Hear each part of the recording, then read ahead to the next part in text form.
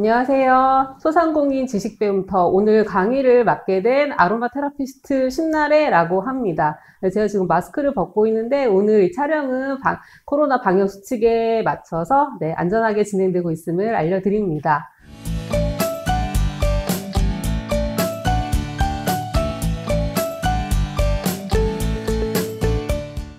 그러면 오늘의 강의를 시작하도록 하겠습니다. 제가 오늘 여러분께 알려드릴 내용은 그 반려동물을 위한, 즉 고양이나 강아지를 위한 아로마 테라피에 대해서 알려드릴 텐데요. 강의 내용은 이렇습니다. 그래서 요즘 반려동물 시장이 굉장히 커지고 있잖아요. 그래서 그 반려동물의 시장 규모에 대해서 좀 알려드리고요. 그다음에 두 번째로는 반려동물 아로마 테라피란 도대체 무엇인지에 대해서 알려드릴 거예요.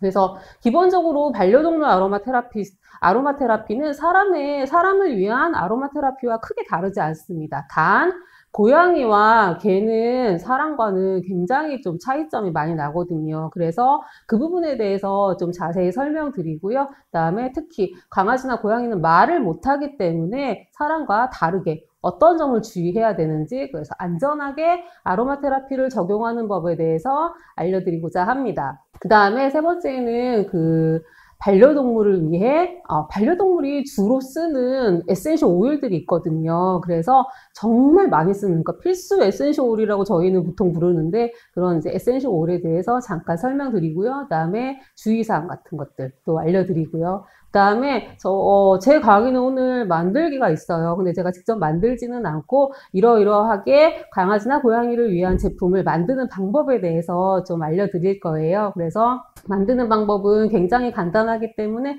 여러분 보시면 집에서 쉽게 만드실 수 있습니다. 그러면 본격적으로 강의 들어가도록 하겠습니다. 반려동물 시장 규모예요. 그래서 PPT를 보시면 지금 국내 반려동물 시장 규모가 나오거든요. 2017년에는 2조 3천억 원, 2020년, 작년이었죠. 3조 4천억 원. 그 다음에 2027년이 되면은 지금 6조 원까지 반려동물 시장이 커질 거라고 전망을 하고 있습니다. 그래서 이 출처는 한국농촌경제연구원에서 발표된 자료고요.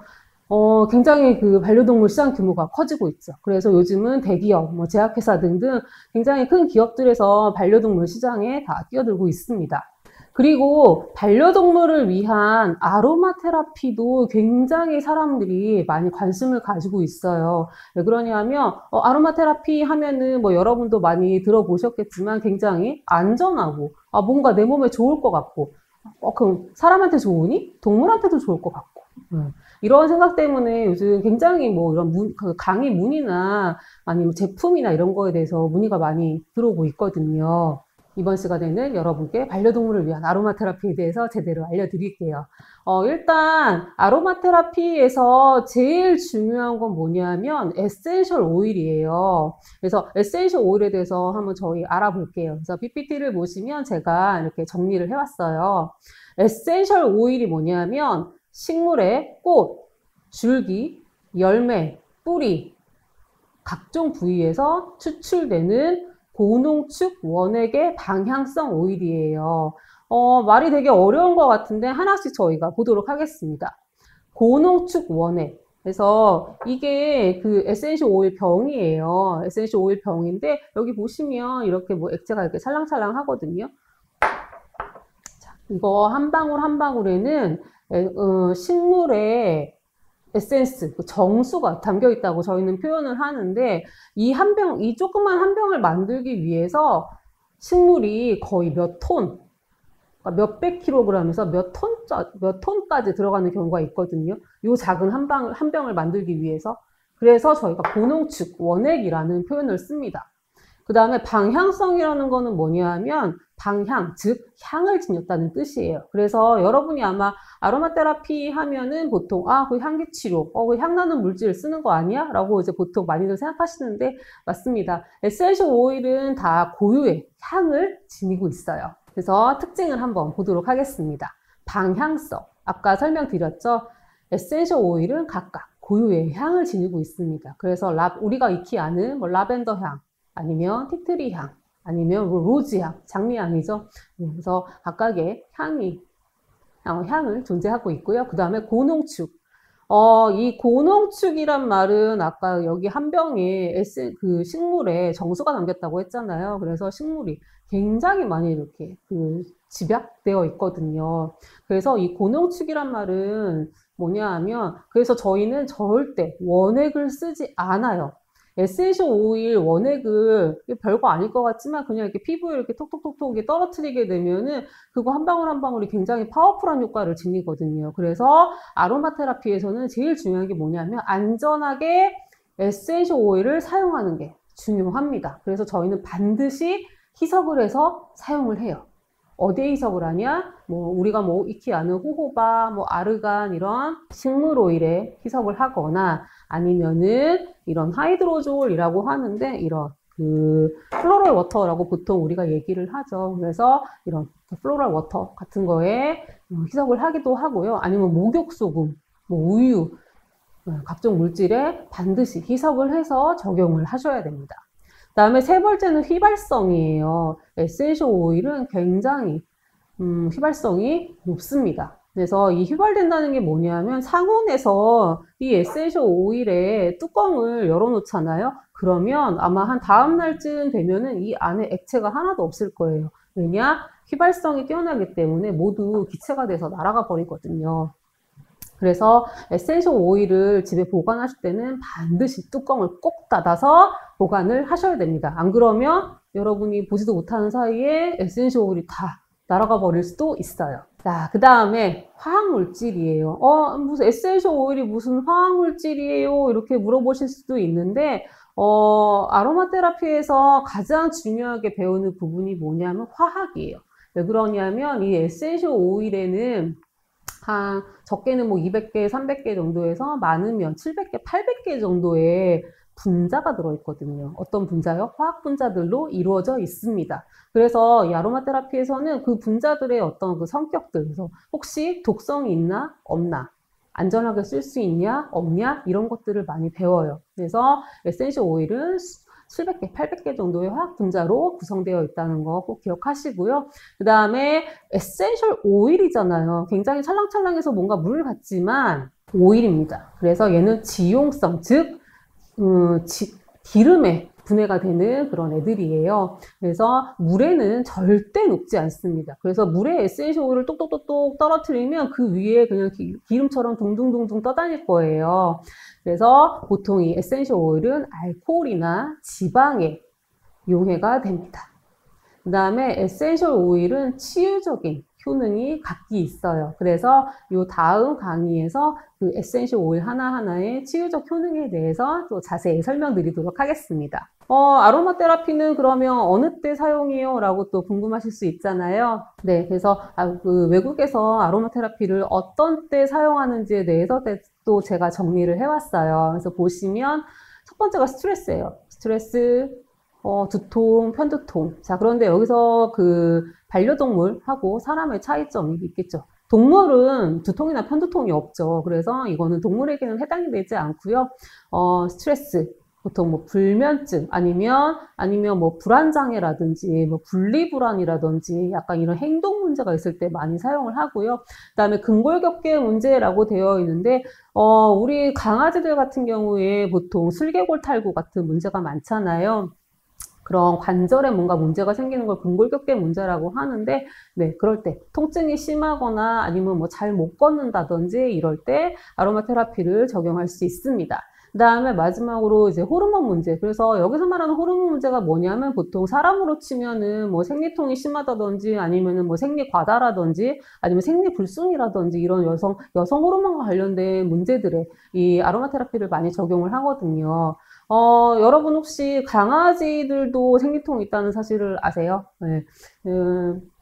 제가 수의사 선생님한테 여쭤봤더니 강아지들도 좀 예민한 애들의 경우에는 생리통이 있다고 하더라고요. 그래서 보통 요즘은 중성화를 많이 하지만 혹시 중성화를 안 한 강아지가 있다면은 그날 생리를 할 때 좀 이렇게 처져 있진 않은지 이런 것들에 대해서 한번 또 유심히 관찰해 보시기 바랍니다. 제가 아까 반려동물 시장 규모가 굉장히 커지고 있다라고 말씀을 드렸잖아요. 왜 이렇게 반려동물 시장이 커지고 있는지에 대해서 또 정리를 해왔거든요.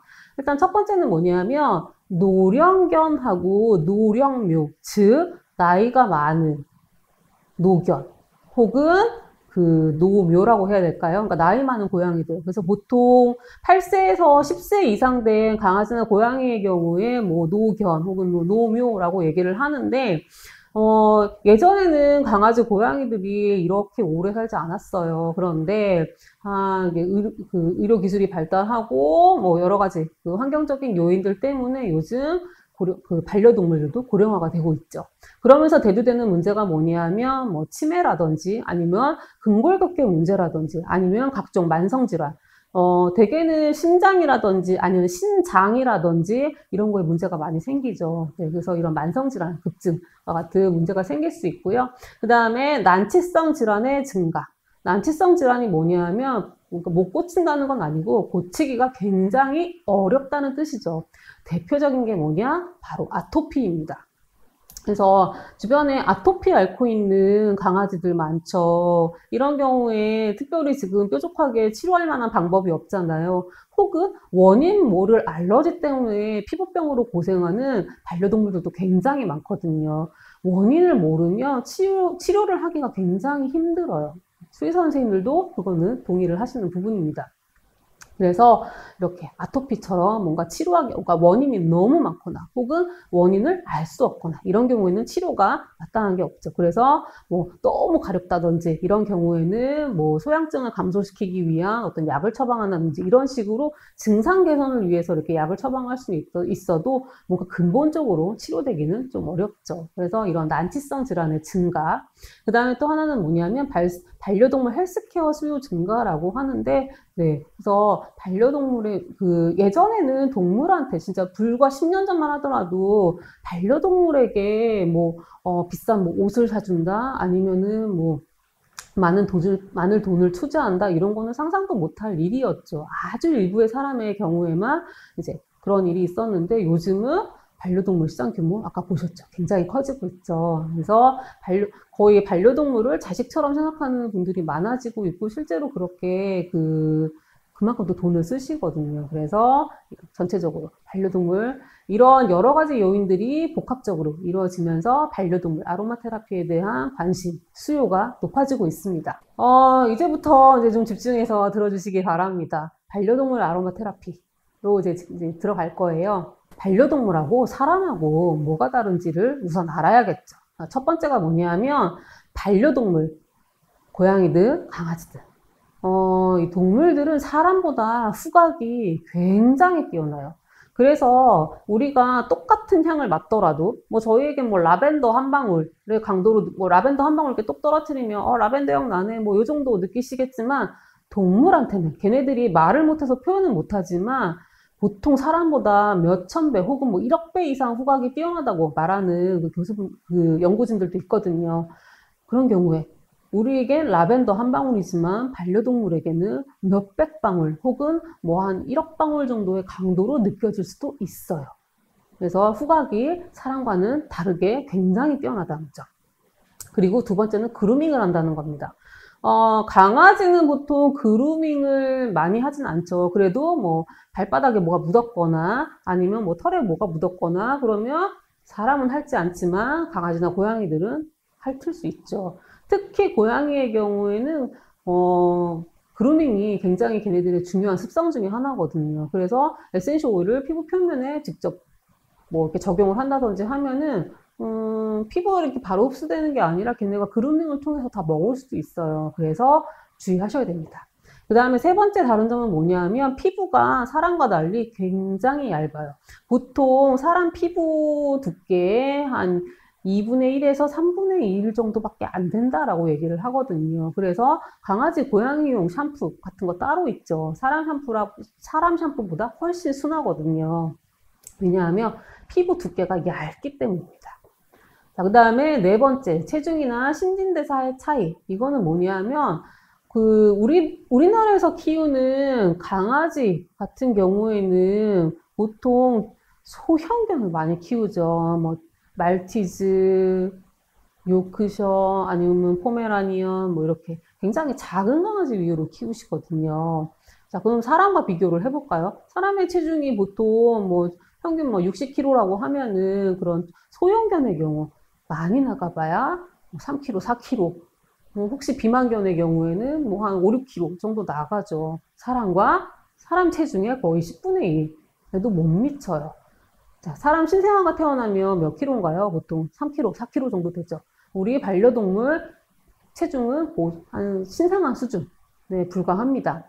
그래서 체중이 작으면은 뭔가 독성이라든지 이런 거에 대한 반응이 굉장히 빠르거든요. 그래서 주의를 하셔야 되고요. 그다음에 신진대사는 뭐냐면 사람보다 맥박, 호흡, 심장 박동 이런 것들이 다 달라요. 훨씬 빨라요. 그래서 뭔가 그 에센셜 오일이 이렇게 딱 그 적용을 했을 때 반려동물이 훨씬 사람보다 빠르게 반응이 나타날 수 있습니다. 그래서 이런 점이 반려동물과 사람의 가장 큰 차이점이에요. 그래서 아로마 테라피 역시 이렇게 다르게 적용을 해주셔야 됩니다. 그래서 아까 반려동물 후각에 대해서 말씀드렸는데 여기 보시면 강아지 코가 이렇게 있죠. 보통 강아지들의 경우, 개의 경우 견종마다 차이는 있어요. 근데 보통 사냥견, 뭐 비글이라든지 아니면 무슨 하운드 종이라든지 이런 그 사냥견들의 경우에는 사람 후각 능력이 거의 1억 배 이상 뛰어날 거라고 연구진들은 얘기를 해요. 그래서 왜 공항에 보면은 뭐 마약 탐지견이라든지 뭐 그 종종 해외 뉴스에 나오는 뭐 후각 냄새만 맡아도 뭐 암을 찾아낸다든지 이런 게 가능한 이유가 그 반려동물, 특히 그 개들의 후각 능력은 거의 초능력 수준이라고까지 얘기를 하거든요. 그래서 사람보다 기본적으로 몇천 배에서 최대 한 1억 배 정도는 뛰어나다는 것. 그래서 아까도 말씀드렸지만 에센셜 오일 우리한테는 그냥 그 한 방울이지만 반려동물, 강아지한테는 몇천 배 이상 강하게 느껴질 수 있겠죠. 자, 그리고 피부 좀 자세히 볼까요? 표피층이 얇다. 사람의 3분의 1에서 2분의 1 정도. 굉장히 얇죠. 그래서 사람이 쓰는 화장품, 샴푸 이런 거를 그대로 반려동물한테 적용을 하면은 이 반려동물의 피부가 손상될 수 있어요. 자, 그 다음에 모공이 넓어요. 모공이 넓어서 투과성이 높다. 이 얘기는 뭐냐면 뭔가를 우리가 이제 아로마 테라피를 적용할 때 뭐 오일로 적용할 수도 있고 아니면 로션이나 아니면 입욕제나 뭐 이런 거에 이렇게 희석을 해서 적용할 수도 있는데 그렇게 뭔가 이렇게 피부에 적용을 했을 때 사람보다 훨씬 흡수가 많이 된다는 뜻이죠. 그리고 사람보다 알칼리성이 더 강하다라고 얘기를 하는데 보통 사람의 피부는 pH가 5.5 정도라고 얘기를 하거든요. 뭐 책에 따라 약간 다르긴 하지만 5에서 6 사이라고 얘기를 합니다. 이거는 뭐냐면 약산성이라는 뜻이에요. 그래서 사람의 피부는 세균의 침입이라든지 뭐 이런 걸로부터 굉장히 강한 면모를 보입니다. 하지만 반려동물의 경우 특히 그 개의 경우 피부의 산도가 약알칼리성을 띄어요. 그래서 세균이라든지 곰팡이균이라든지 이런 거에 굉장히 취약합니다. 그래서 반려동물한테 특히 강아지한테 피부병이 많은 이유가 그것 때문이에요. 그러니까 물론 견종이나 피부 부위에 따라서 뭐 머리의 모든 pH라든지 뭐 꼬리 부분의 pH라든지 좀 다를 수는 있지만 대체적으로 강아지의 경우 사람보다 피부가 알칼리성에 가깝다는 거. 고양이를 볼까요? 고양이 같은 경우도 그 강아지만큼은 아니지만 후각이 굉장히 뛰어나요. 그래서 사람과 비교를 해보면 후각 수용체라고 하는데 한마디로 후각을 느끼는 그 후각 수용기를 얘기를 하는 거거든요. 사람은 500만 개, 고양이는 2억 개. 벌써 숫자에서 차이가 나죠. 그만큼 고양이에게는 후각이 중요하다는 뜻이고요. 특히 고양이 같은 경우에는 제일 다른 점이 뭐냐면 제이콥슨 기관이라 그래서 이게 뭐냐면 페로몬을 감지하는 후각 기관이에요. 그래서 얘는 그 특정 화학물질, 특히 페로몬 같은 페로몬뿐만 아니라 페로몬과 유사한 구조를 가진 모든 향에 대해서 극도로 민감합니다. 그래서 고양이 같은 경우에는 약간 향이 뭐 난다든지 낯선 향이 난다든지 이런 거 이렇게 손에 묻혀서 얼굴에 이렇게 갖다 대면 아마 대부분 도망갈 거예요. 왜냐하면 얘네들한테는 향이 굉장히 민감하거든요. 그 다음에 아까 고양이의 특성에 대해서 한번 말씀드렸죠. 그루밍을 한다는 거. 그래서 고양이는 또 고양이들은 또 몸이 굉장히 유연하잖아요. 그래서 몸 구석구석 혀가 안 닿는 데가 없죠. 그래서 아까 뭐 이런 에센셜 오일이나 아니면 이런 것들을 피부에 이렇게 적용을 했을 때 추가적인 조치를 하지 않으면 고양이들은 아마 그 자리에서 다 그루밍을 해서 먹어버릴 거예요. 그래서 정말 주의를 하셔야 되고요. 고양이가 또 다른 동물, 사람과 강아지랑 또 구별되는 게 뭐냐면 간에서 어떤 물질을 대사하는 능력이 굉장히 떨어져요. 특히 뭐에? 에센셜 오일을 분해하는 속도가 현저하게 느려요. 그래서 사람이나 강아지 같은 경우에는 에센셜 오일이 우리 몸에 들어와도 뭐 3시간에서 6시간 정도면 다 분해를 해서 내보낸다라고 하는데 고양이는 그것보다 훨씬 오래 걸립니다. 보통 한 3일, 4일 정도 걸린다고 얘기를 하거든요. 그래서 고양이 같은 경우에는 에센셜 오일이 극도로 민감할 수 있어요. 그래서 정말 주의해서 적용을 해주셔야 됩니다.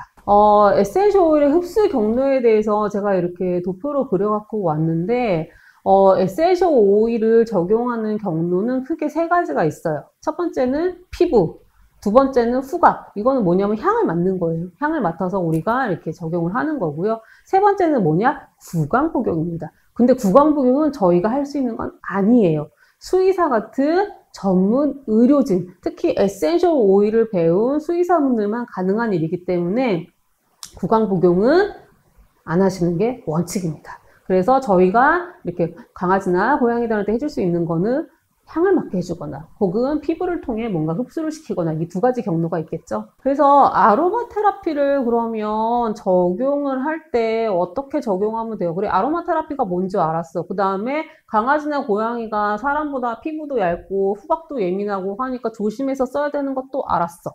그럼 어떻게 적용해야 되나요? 또 궁금하실 거잖아요. 그래서 그거를 정리해 왔습니다.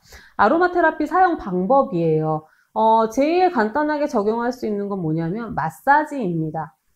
그래서 마사지가 뭐냐면 뭐 호호바나 아니면은 뭐 살구씨나 이런 식물 오일 있잖아요. 집에 있는 올리브 오일도 괜찮아요. 이런 거에 에센셜 오일을 떨어뜨려서 희석을 한 다음에 그거를 이렇게 발라주는 거예요. 그걸 이제 마사지라고 하는데 얘는 뭐에 좋냐면 어떤 통증, 만성 통증, 그다음에 근육통 아니면 관절염. 그래서 요즘 강아지들 중에 슬개골탈구 아니면 고관절, 엉덩이 관절에 이상 있는 애들도 많고요. 그다음에 허리 디스크 걸린 애들도 많죠. 그래서 이렇게 뭔가 관절에 문제가 있고 거기가 아플 때 적용하면 정말 좋습니다. 그리고 순환 안 되는 애들. 그래서 왜 이렇게 뭐 그 순환이 안 되면은 발이 붓는다든지 이런 식으로 그 증상이 나타날 수 있거든요. 아니면 심장에 문제가 있어서 전체적으로 혈액순환이 잘 안 되는 경우에도 마사지가 그 혈액순환에 굉장히 도움을 많이 줄 수 있습니다.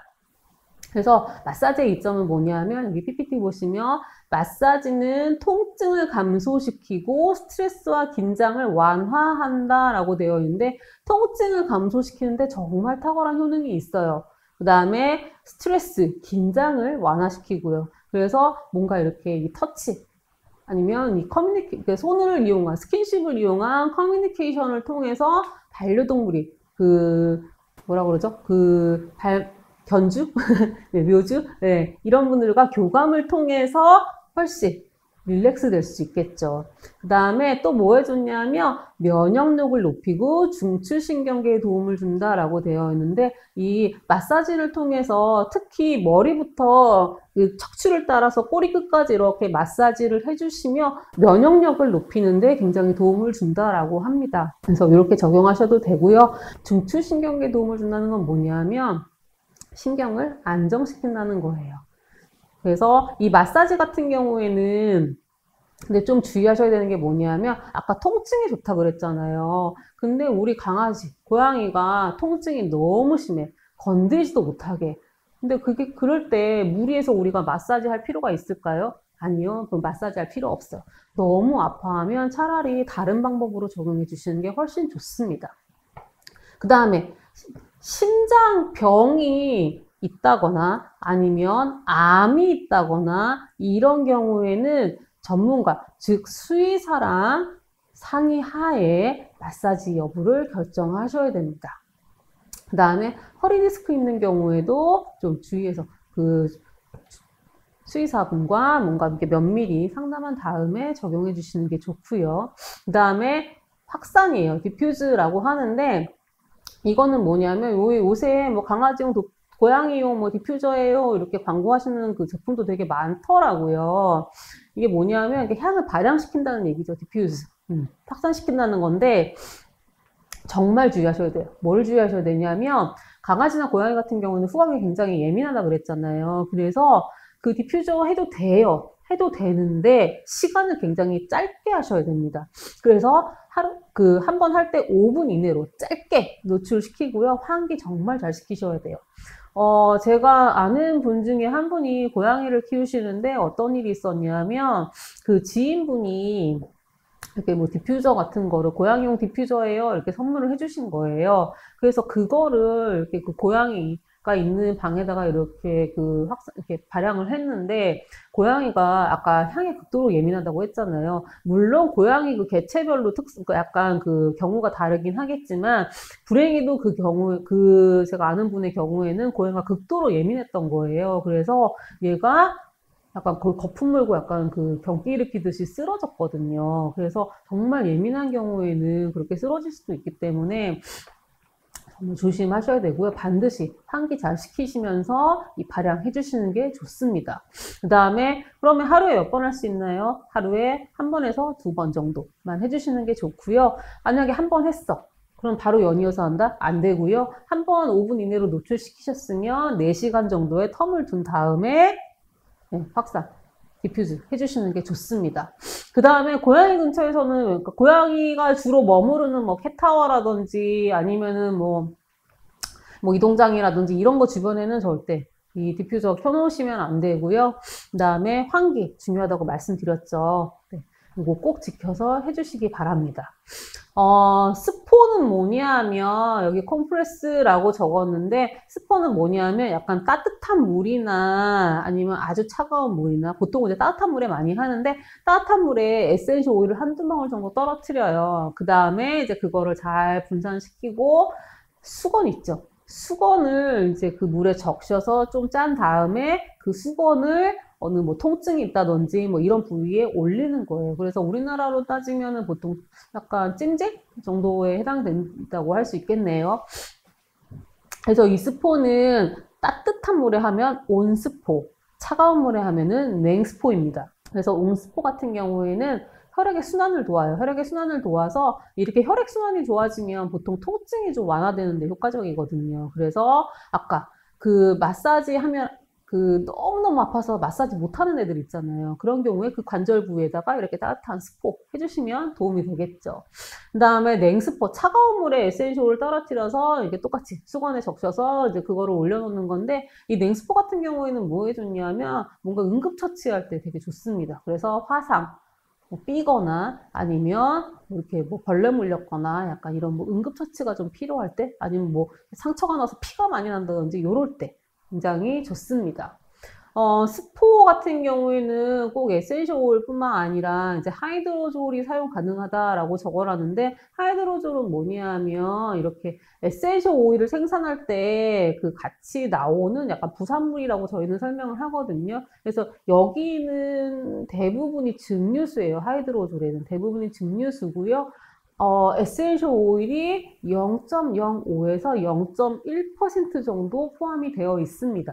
그래서 그 반려동물한테 되게 안전하게 쓸 수 있는 그런 아로마 테라피예요. 그래서 그 하이드로졸도 사용이 가능하고요. 그 다음에 에센셜 오일을 아까 물에 떨어뜨린다고 했잖아요. 이럴 때 그냥 물에다가 에센셜 오일 똑똑 떨어뜨리면 그 위에 둥둥 뜨잖아요. 그래서 잘 이렇게 흩어서 잘 분산시켜 주시는 게 중요합니다. 이때 분산제로 좋은 게 뭐냐 하면 목욕소금 아니면 집에 우유 있으시면 우유에다가 에센셜 오일 떨어뜨려서 잘 섞으신 다음에 그거 부으셔도 되고요. 뭐 꿀도 괜찮고 아니면은 소독용 알코올 요즘 집에 많이 가지고 계시잖아요. 알코올에도 이 에센셜 오일이 잘 용해가 되거든요. 그래서 거기에 이렇게 잘 분산시키신 다음에 그 물에다가 부어주시는 것도 방법이 될 수 있습니다. 아로마 테라피를 사용할 때 그러면 이제 여기까지 이제 어떻게 적용하는지까지도 이제 봤고요.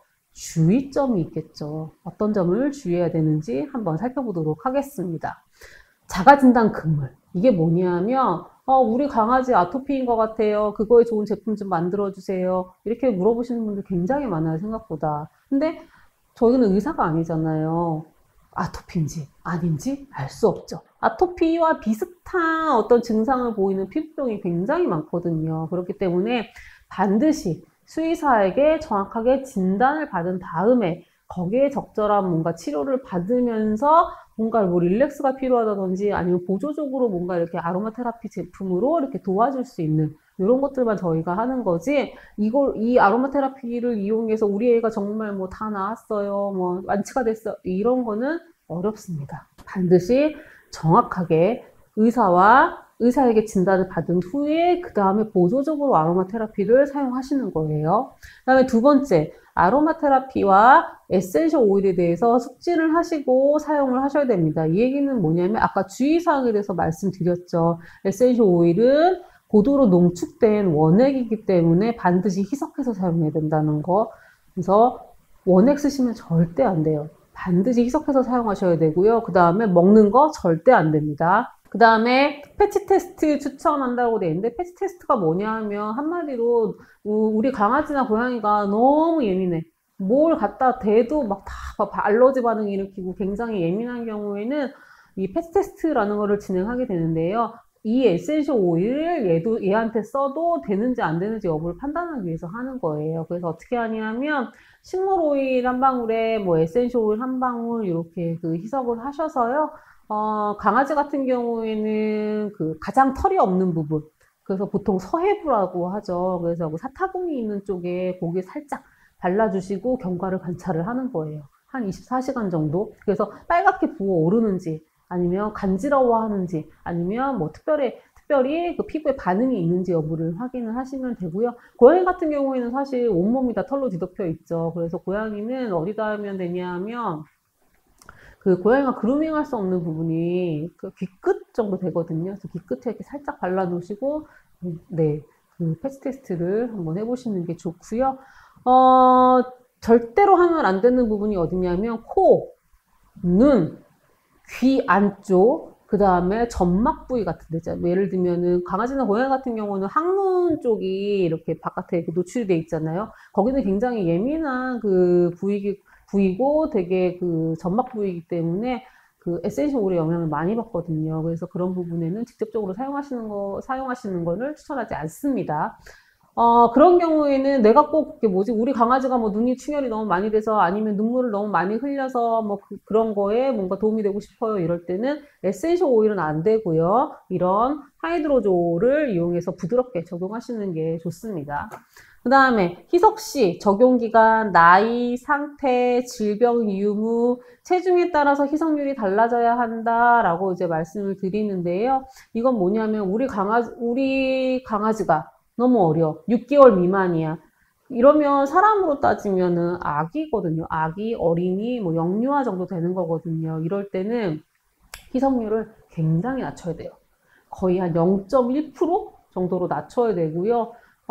웬만하면 저는 하이드로졸 쓰시라고 권장을 합니다. 그 다음에 노견이야, 반대로. 너무 나이가 많이 들었어. 뭐 10살, 12살, 뭐 이렇게 나이가 너무 많이 들었고, 얘가 또 지병을 앓고 있어. 이런 경우에는 또 희석률을 낮춰야겠죠. 그 다음에 체중. 아까도 말씀드렸지만, 체중이 적게 나갈수록 그 에센셜 오일을 적용했을 때 반응이 되게 극명하게 막 나타날 수 있거든요. 그렇기 때문에 체중이 또 너무 적게 나가는 뭐 1, 2kg짜리, 막 2, 3kg짜리 뭐 초소형견 이런 경우에는 또 희석률을 굉장히 낮춰서, 그래서 보통 0.1, 0.2% 정도 이렇게 희석해서 사용하시는 거를 권장을 하고요. 마지막으로 3개월 미만의 동물.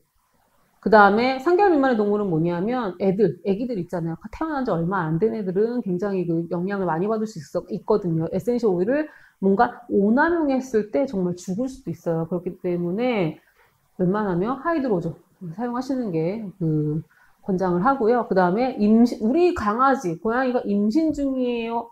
사용하시지 마세요. 절대. 왜냐하면 아직 에센셜 오일이 임신이나 뭐 아니면 수유 뭐 이런 거에 뭐 어떤 영향을 미치는지는 과학적으로 결과가 나온 건 없어요. 하지만 이렇게 쭉 이렇게 동물 실험이라든지 이런 거를 좀 해봤을 때 뭔가 태아라든지 아니면 뭐 임신에 좀 영향을 미칠 수 있다라고 지금 나오거든요. 그렇기 때문에 웬만하면 안전한 게 좋겠죠. 그래서 우리가 잘 모르는 경우에는 아예 사용하시지 않는 게 좋습니다. 그 다음에 뭐 수유기간도 마찬가지고요. 왜냐하면 젖을 먹여야 되잖아요. 젖을 먹이기 때문에 그럴 때는 뭔가 외부적으로 뭔가 에센셜 오일을 적용한다든지 이러면은 새끼들이 먹을 수도 있겠죠. 그렇기 때문에 사용하시지 말라고 하는 거고요. 이거는 동물뿐만 아니라 사람에게도 해당되는 내용이에요. 그래서 만약에 지금 뭐 내가 이제 에센셜 오일 제품을 만든다 뭐 이러는데 만약에 임신 중이다. 그러면 전문가 상의 후, 여기서 전문가라 하면 좀 제대로 된 아로마 테라피스트 혹은 뭐 의사라든지 이런 분들하고 상의를 한 다음에 네, 좀 만지시는 게 좋습니다. 그래서 저희들은 보통 이 아로마 테라피스트는 뭐라고 얘기를 하냐면 임신 기간 중에는 웬만하면 에센셜 피하라고 말씀드려요. 그 다음에 우리 강아지한테 이렇게 주위에서 뭐 뭔가 제품을 만들어서 적용을 해줬는데 만약에 이러한 증상을 보인다. 바로 병원에 가셔야 됩니다. 그래서 이걸 중독 증상이라고 하는데 아까 에센셜 오일이 굉장히 파워풀하다라고 말씀을 드렸잖아요. 에센셜 오일이 100% 안전한 건 아니에요. 약과 비슷합니다. 그래서 약 같은 경우에도 우리가 약간 뭐 몸살기 있고 약간 열나고 이럴 때 뭐 펜잘, 타이레놀 같은 이런 진통제 뭐 한 알 정도 먹잖아요. 근데 그거를 뭐 5알, 몇 알, 뭐 이렇게 드시는 분 없겠죠. 에센셜 오일도 똑같아요. 그래서 너무 많은 양을 썼을 경우에 혹은 복용했을 때 이런 문제점이 나올 수 있거든요. 그래서 그거에 대해서 한번 살펴보도록 하겠습니다. 첫 번째, 헐떡거림. 에센셜 오일을 뭔가 발향을 해줬어. 아니면 뭐 마사지를 해줬어. 근데 너무 많은 양을, 그러니까 우리는 안전하다고 썼는데 얘한테는, 이 반려동물한테는 뭔가 과했던 거예요. 이럴 때 어떤 증상이 나타나냐면 막 숨을 막 몰아쉬어요. 헐떡거린다든지 아니면 재채기.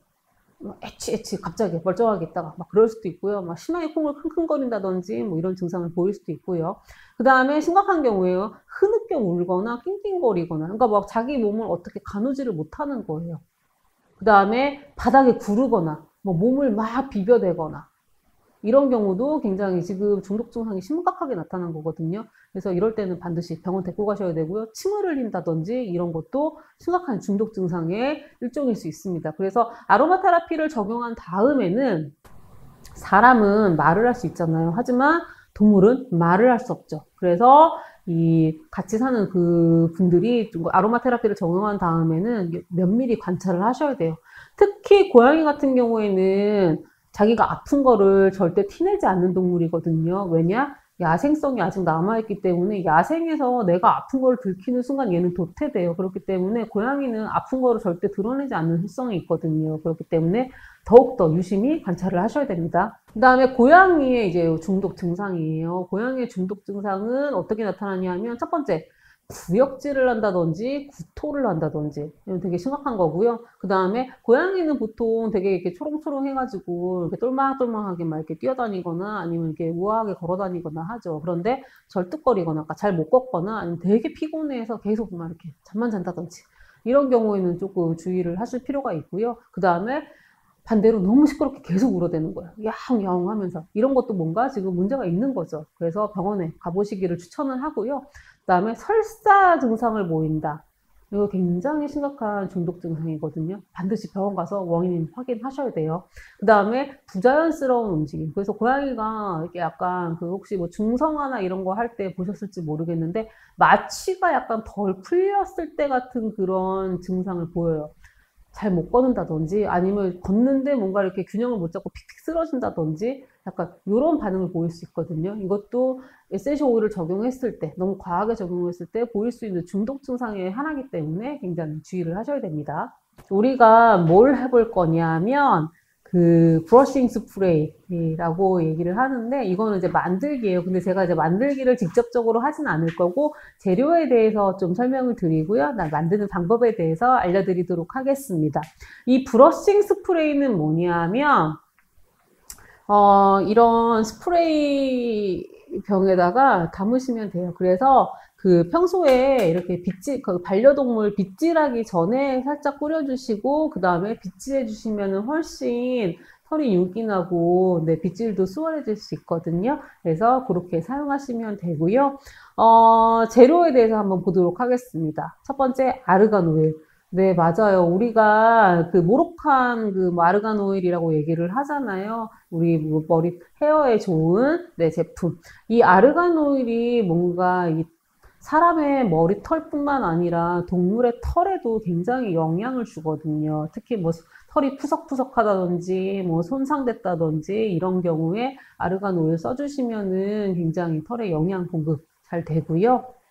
그 다음에 두 번째, 로즈마리 하이드로졸, 라벤더 하이드로졸이라고 하는데, 하이드로졸은 아까 말씀드렸듯이 이렇게 그 에센셜 오일을 생산할 때 같이 나오는 부산물이에요. 그래서 여기에 아주 소량의 에센셜 오일이 녹아있다고 말씀드렸죠. 네. 그래서 로즈마리 하이드로졸 같은 경우에는 얘네들이 이렇게 그 혈액 순환을 도와서 뭔가 털을 잘 나게 한다든지 털에 영양을 공급한다든지 이런 효과가 있거든요. 그래서 브러싱 스프레이 많이 쓰고요. 라벤더 하이드로졸 같은 경우에는 굉장히 이렇게 피부를 진정시켜주는, 그다음에 가려움증을 완화시켜주는 이런 효능이 있습니다. 그래서 보통 제일 많이 쓰는 게 로즈마리 하이드로졸, 라벤더 하이드로졸을 많이 쓰고요. 만약에 우리 강아지나 고양이가 심각한 피부 질환이 있어요. 뭐 아토피 같은 게 있어요. 뭐 가려움증이 너무 심해요. 이런 경우에는 로먼 카모마일 하이드로졸이라 그래서 네. 그 로먼 캐모마일 하이드로졸이라는 게 있어요. 걔는 굉장히 그 파워풀한 진정, 그러니까 피부 진정 효과가 있거든요. 가려움증도 완화시키고 그래서 이런 것들을 이제 섞어서 써주시면은 굉장히 도움이 많이 되실 거고요. 그 다음에 오일이 들어갔잖아요. 그런데 하이드로졸은 워터죠. 오일과 물은 섞이지 않죠. 그래서 뭐가 필요하냐? 오일과 물을 섞어줄 수 있는 재료가 필요해요. 그게 뭐냐면, 네, 여기 보이시는 뭐 솔루빌라이저라고 제가 적어놨는데, 솔루빌라이저도 괜찮고요. 아니면 뭐 올리브 리퀴드라고 이렇게 아마 그 인터넷에 쳐보시면 나올 거예요. 얘가 바로 물과 기름을 섞어주는 그런 역할을 하는 애거든요. 얘의 적정 용량은 얼마냐 하면 오일량의 2배예요. 그래서 만약에 내가 아르간 오일 나 2g 넣고 싶지 않아. 1g만 넣고 싶어. 그러면 곱하기 2g만 넣어주시면 되고요. 우리 강아지가 털이 너무 많이 손상됐어. 나 아르간 오일 5g 넣고 싶어. 그러면 솔루빌라이저 혹은 올리브 리퀴드 2배 해서 10g 넣어주시면 됩니다. 그 다음에 실크 아미노산은 뭐냐면 이렇게 그 액체 상태로 된 그 액상인데요.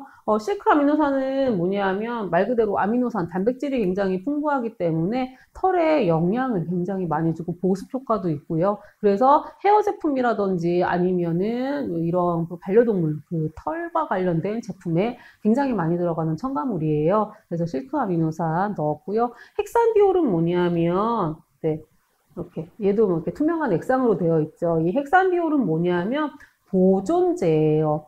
아주 옛날에는 뭐 방부제 뭐 이런 식으로 얘기를 많이 했는데 요즘 방부제란 표현은 잘 안 쓰죠. 보존제라고 하는데 보존제 굉장히 중요합니다. 왜 그러냐면 우리 눈에는 보이지 않지만 이 공기 중에 얼마나 많은 세균, 곰팡이들이 떠다니겠어요. 근데 우리가 만약에 뭐 이런 비이커에다가 이렇게 섞어서 만들 거잖아요. 우리 눈엔 보이지 않지만 엄청나게 많은 세균이나 이런 것들이 들어가겠죠. 근데 이거를 그대로 쓴다? 아마 더운 여름 같은 경우에는 한 2, 3주 지나면은 아마 제품이 부패하기 시작할 거예요. 우리 부패된 제품, 우리 귀한 그 강아지나 고양이한테 쓸 수 없잖아요. 그래서 이 보존제가 그럴 때 역할을 하는 겁니다. 뭐냐? 세균이나 곰팡이의 번식을 억제해요. 그래서 제품의 변질을 막는 그런 역할을 합니다. 그래서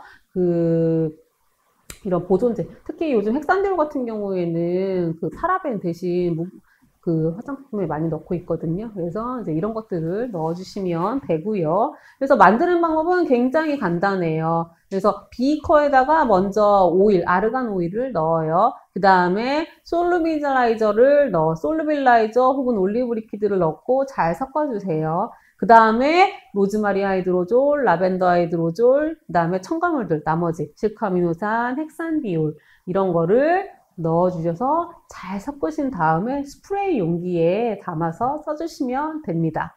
만약에 우리 강아지가 털이 너무 건조해요. 그러면은 알로에베라 겔 같은 거 있잖아요. 그런 거 살짝 넣어주셔도 굉장히 털이 촉촉해지거든요.